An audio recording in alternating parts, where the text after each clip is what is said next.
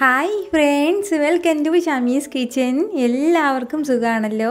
ഇന്ന് നമ്മൾ തയ്യാറാക്കുന്നത് വളരെ എളുപ്പത്തിലും വളരെ ടേസ്റ്റി ആയിട്ടും തയ്യാറാക്കിയെടുക്കാൻ പറ്റുന്ന നല്ലൊരു സ്നാക്ക് റെസിപ്പിയാണ്.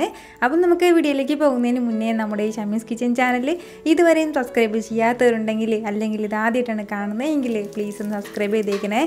കൂടെ തന്നെ ആ തൊട്ടടുത്ത് കാണുന്ന ബെല്ലൈക്കനിൽ ഓൾ കൂടി ഒന്നും മറക്കാതെ പ്രസ് ചെയ്തേക്കണം. എന്നാൽ ശരി, നമുക്ക് വേഗം വീഡിയോയിലേക്ക് പോകാം. നമ്മുടെ ഈ സ്നാക്ക് റെസിപ്പി തയ്യാറാക്കിയെടുക്കാനായിട്ട് ഫസ്റ്റ് നമുക്ക് വേണ്ടത് സവാളയാണ്. അപ്പോൾ ഞാനിപ്പോൾ ഒരു 2 വലിയ സവാള ഇതുപോലെ നീളത്തിലൊന്ന് അരിഞ്ഞെടുത്തിട്ടുണ്ട്.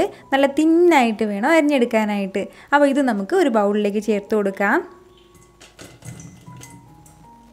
ഇതിപ്പോൾ വളരെ ചെറിയൊരളവിൽ മാത്രമേ സ്നാക്സ് ഉണ്ടാവുള്ളൂ. നമ്മുടെ അളവിനനുസരിച്ചിട്ട് നമുക്ക് സവാളയുടെ അളവ് കൂട്ടാവുന്നതേ ഉള്ളൂ.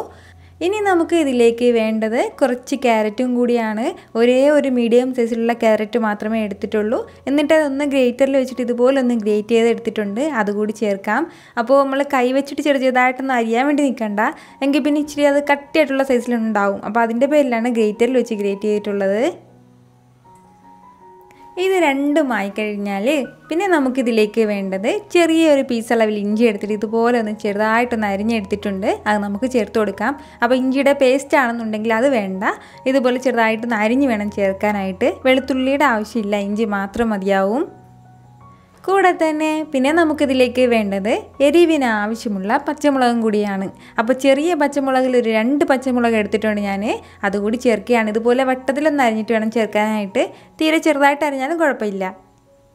അതുപോലെ പിന്നെ നമുക്ക് വേണ്ടത് കുറച്ച് കറിവേപ്പിലയും കൂടിയാണ്. അപ്പോൾ കറിവേപ്പില വന്നിട്ട് ഞാൻ ചെറുതായിട്ടൊന്ന് അരിഞ്ഞെടുത്തിട്ടുണ്ട്. എന്നിട്ട് വേണം ഇതിലേക്ക് ചേർക്കാനായിട്ട്. അപ്പോൾ ഈ ഒരളവിൽ കറിവേപ്പിലയ്ക്ക് പകരം നമുക്ക് വേണമെന്നുണ്ടെങ്കിൽ മല്ലിയിലയും ചേർത്ത് കൊടുക്കാവുന്നതേ ഉള്ളൂ. പക്ഷേ കറിവേപ്പില ആകുമ്പോഴത്തേക്ക് അതിൻ്റെ ആ ഒരു ഫ്ലേവർ ഒന്ന് പ്രത്യേകത തന്നെയാണ്, അതിൻ്റെ പേരിലാണ്. ഇത്രയും ആയിക്കഴിഞ്ഞാൽ പിന്നെ നമുക്കിതിലേക്ക് വേണ്ടത് കുറച്ച് മസാലകളും കൂടിയാണ്. ഒരുപാട് മസാലയുടെ ഒന്നും ആവശ്യമില്ല, വളരെ കുറച്ച് മതിയാവും. അപ്പോൾ ഞാനിപ്പോൾ ഒരു 3/4 ടീസ്പൂൺ അളവിൽ മുളക് പൊടി എടുത്തിട്ടുണ്ട്. അധികം എരിവില്ലാത്ത മുളക് പൊടിയാണ്, കാരണം നമ്മളിതിലേക്ക് പച്ചമുളക് ചേർത്തിരിക്കുന്നതിൻ്റെ പേരിൽ വളരെ കുറച്ച് മാത്രം മുളക് പൊടി മതിയാവും. അതുപോലെ പിന്നെ നമുക്കിതിലേക്ക് വേണ്ടതാണ് കുറച്ച് പെരുംജീരകം പൊടിച്ചതും കൂടി. അതൊരു 1/4 ടീസ്പൂണിൽ നിന്ന് ഒരു കുറച്ച് മാത്രമേ കൂടുതലായിട്ടുള്ളൂ, അതുകൂടി ചേർക്കുകയാണ്. ഒരു 1/4 ടീസ്പൂൺ അളവിൽ ചെറിയ ജീരകം കൂടി നമുക്ക് ആവശ്യമായിട്ടുണ്ട്. പൊടിച്ചതല്ല, അല്ലാതെ തന്നെ ഫുള്ളായിട്ടുള്ളതാണ്. കൂടെ തന്നെ ഒരു 1/4 ടീസ്പൂൺ അളവിൽ കായപ്പൊടിയും കൂടി, നമ്മുടെ സാമ്പാർ കായ ഉണ്ടല്ലോ, അത് തന്നെയാണ്. ഇത് ഇത്രയും ചേർത്ത് കൊടുത്തിട്ട് ഫസ്റ്റ് നമ്മൾ നന്നായിട്ട് ഒന്ന് കുഴച്ചെടുക്കണം. നമ്മുടെ ഈ സവാളയൊക്കെ നല്ലതുപോലെ ഒന്ന് കുഴഞ്ഞ് കിട്ടണം. ആ ഒരു രീതിയിൽ നന്നായിട്ട് ഒന്ന് കുഴച്ചെടുക്കാം.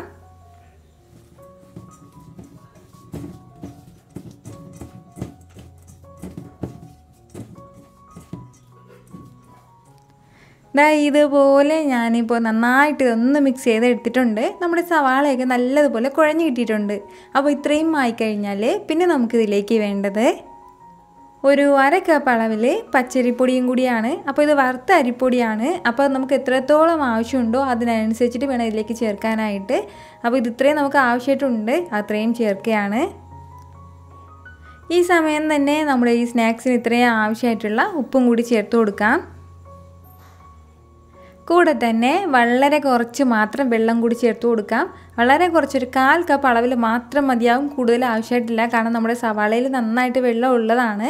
അപ്പോൾ ഇത് ഇത്രയും ചേർത്തിട്ട് വീണ്ടും നല്ലതുപോലെ ഒന്ന് കുഴച്ചെടുക്കണം. ഞാനിപ്പോൾ ഇതുപോലെ നന്നായിട്ട് ഒന്ന് കുഴച്ചെടുത്തിട്ടുണ്ട്. അപ്പോൾ ഈ ഒരു രീതിയിൽ വേണം നമ്മുടെ മാവിരിക്കാനായിട്ട്. ഇതുപോലെ നമ്മളെ കയ്യിലേക്ക് എടുക്കുമ്പോഴത്തേക്കും ഇതുപോലെ നമുക്ക് റോളാക്കാനുള്ള ആ ഒരു രീതിയിൽ വേണം നമുക്കിത് കിട്ടാനായിട്ട്. അപ്പോൾ ഈ ഒരു രീതിയിൽ ഞാൻ നന്നായിട്ട് ഇതെല്ലാം ഒന്ന് കുഴച്ചെടുത്തിട്ടുണ്ട്. ഇത്രയും ആയിക്കഴിഞ്ഞാൽ ഇനി നമുക്ക് ഇഷ്ടമുള്ള ഷേപ്പിലൊന്ന് ചെയ്തെടുക്കാം. അപ്പോൾ അതിന് വേണ്ടിയിട്ട് ഞാനിപ്പോൾ ഈ ഒരളവിൽ കുറച്ച് മിക്സ് കയ്യിലേക്ക് എടുത്തിട്ടുണ്ട്. എന്നിട്ട് ഞാനിപ്പോൾ ഇതുപോലെ ഒന്ന് റോൾ ചെയ്യാണ്. റോൾ ചെയ്തതിന് ശേഷം നമ്മൾ സാധാരണ ഈ പരിപ്പൊടിയൊക്കെ ഒന്ന് ചെറുതായിട്ട് തട്ടി കൊടുക്കുമല്ലോ, അതുപോലെ ചെറുതായിട്ട് ഇതൊന്ന് പ്രസ് ചെയ്ത് കൊടുക്കാം. അപ്പോൾ നമ്മൾ പ്രസ് ചെയ്ത് കൊടുക്കുമ്പോഴൊക്കെ ഇതുപോലെ ഉണ്ടാവണം. അപ്പം നമ്മൾ അതിനനുസരിച്ചിട്ട് വേണം അരിപ്പൊടിയൊക്കെ ചേർക്കാനായിട്ട്.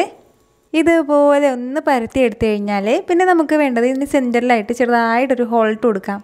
ഇതുപോലെ ഈ ഒരു രീതിയിൽ വേണം നമ്മൾ ചെറുതായിട്ടൊന്ന് ഹോളിട്ട് കൊടുത്തതിന് ശേഷം ഇത് തയ്യാറാക്കി എടുക്കാനായിട്ട്. അപ്പോൾ നമ്മളിങ്ങനെ ചെറുതായിട്ടൊന്ന് ഹോളിട്ട് കൊടുക്കുമ്പോഴത്തേക്കും ഇതിനുള്ളിലേക്ക് നന്നായിട്ട് വെന്തിട്ടുണ്ടാവും. അതുപോലെ തന്നെ ഒരുപാട് കട്ടി നമുക്ക് വേണ്ട, ഈ ഒരു അളവിലുള്ള കട്ടിക്ക് മാത്രം നമ്മൾ ചെറുതായിട്ടൊന്ന് പരത്തിയെടുത്താൽ മതിയാവും. എന്നാൽ ശരി, പെട്ടെന്ന് തന്നെ ബാക്കിയുള്ളതും ചെയ്തെടുക്കാം.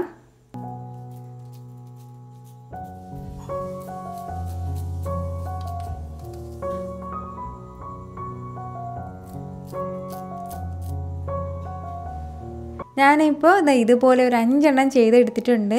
ഇതുപോലെ തന്നെ ഒരു 5 എണ്ണം കൂടി ചെയ്തെടുക്കാനുള്ള മിക്സ് നമുക്കിനിയും ബാക്കിയുണ്ട്. അത് പക്ഷേ നമ്മൾ ഫസ്റ്റ് ഇതൊന്ന് പൊരിച്ചെടുത്തിട്ട് ബാക്കിയും കൂടെ ചെയ്തെടുക്കാം. എന്നാൽ ശരി, പെട്ടെന്ന് തന്നെ ഇതൊന്ന് ഫ്രൈ ചെയ്തെടുക്കാം നമുക്ക്. എണ്ണയെല്ലാം ഇവിടെ നന്നായിട്ട് ചൂടായിട്ടുണ്ട്. നല്ലതുപോലെ എണ്ണ ചൂടായി കഴിഞ്ഞാൽ പിന്നെ ഫ്ലെയിം ഒന്ന് കുറച്ച് വെച്ച് കൊടുത്തതിന് ശേഷം നമ്മൾ തയ്യാറാക്കി വെച്ചിരിക്കുന്നത് ഓരോന്നായിട്ട് ഇതിലേക്ക് ഇട്ട് കൊടുക്കാം.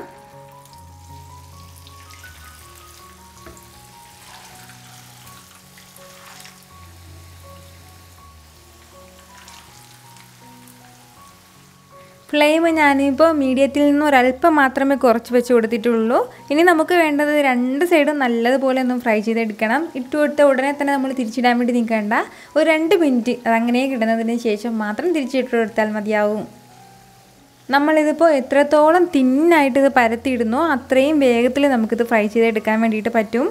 കുറച്ചുകൂടി കട്ടിക്കാണ് നമ്മളിതിപ്പോൾ ചെയ്തിടുന്നതെങ്കിൽ അത്രയും സമയം എടുക്കും നമ്മളിതൊന്നുകൂടി വേവിച്ചെടുക്കാനായിട്ട്. ഒരു സൈഡ് ചെറുതായിട്ടൊന്ന് ഫ്രൈ ആയി കഴിഞ്ഞാൽ പിന്നെ തിരിച്ചിട്ട് കൊടുക്കാം. ഇതുപോലെ തിരിച്ച് മറിച്ചിട്ട് കൊടുത്തിട്ട് വേണം നമ്മൾ നല്ലതുപോലെ ഒന്ന് ഫ്രൈ ചെയ്തെടുക്കാനായിട്ട്. ഒട്ടും പൊടിഞ്ഞു പോവുകയോ ഒന്നും ചെയ്യാതെയാണ് നമുക്കിത് കിട്ടുന്നത്. എണ്ണയുടെ ആവശ്യം വളരെ കുറച്ച് മാത്രമേ മതിയാവും. ഇതിൽ നിന്നും കുറച്ചുകൂടി കുറച്ച് വെച്ചിട്ട് വേണമെന്നുണ്ടെങ്കിൽ നമുക്കിത് ഫ്രൈ ചെയ്തെടുക്കാവുന്നേ ഉള്ളൂ.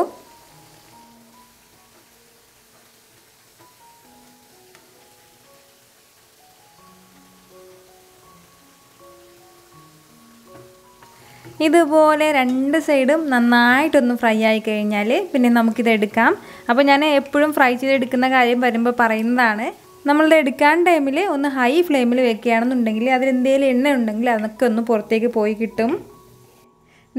ഇതുപോലെ വളരെ ക്രിസ്പി ആയിട്ട് നമ്മളിതെല്ലാം ഫ്രൈ ചെയ്തെടുത്തിട്ടുണ്ട്. ഇനിയും ഇതുപോലെ ഒരു 5 എണ്ണം കൂടി ഫ്രൈ ചെയ്തെടുക്കാനുള്ള മിക്സ് നമ്മുടെ കയ്യിൽ ബാക്കിയുണ്ട്. അതും കൂടി പെട്ടെന്ന് തന്നെ ഒന്ന് ഫ്രൈ ചെയ്തെടുക്കാം.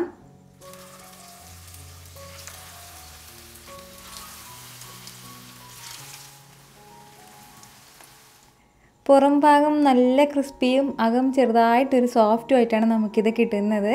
അപ്പോൾ ഇത് വെറുതെ നമുക്ക് കഴിക്കാവുന്നേ ഉള്ളൂ. അതുപോലെ തന്നെ വേണമെന്നുണ്ടെങ്കിൽ മാത്രം ഒരല്പം ടൊമാറ്റോ സോസും കൂടി ഉണ്ടെങ്കിൽ പിന്നെ പറയാനുമില്ല. അപ്പോൾ ഉറപ്പായിട്ട് ഇതൊന്ന് ട്രൈ ചെയ്ത് നോക്കണം. ട്രൈ ചെയ്ത് നോക്കിയതിന് ശേഷം നിങ്ങളുടെ ഫീഡ്ബാക്ക് എനിക്ക് മറക്കാതെ ഒന്ന് അറിയിക്കുകയും വേണം.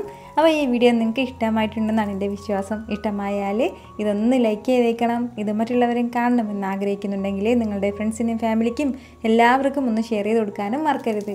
വീണ്ടും നല്ലൊരു ഉഷാറ് വീഡിയോ ആയിട്ട് ഞാൻ വരുന്നതായിരിക്കും. അതുവരേക്കും എല്ലാവരും ഹാപ്പി ആയിട്ടിരിക്കുക, സന്തോഷമായിട്ടിരിക്കുക, എല്ലാവരും സേഫ് ആയിട്ടിരിക്കണം. Take care friends.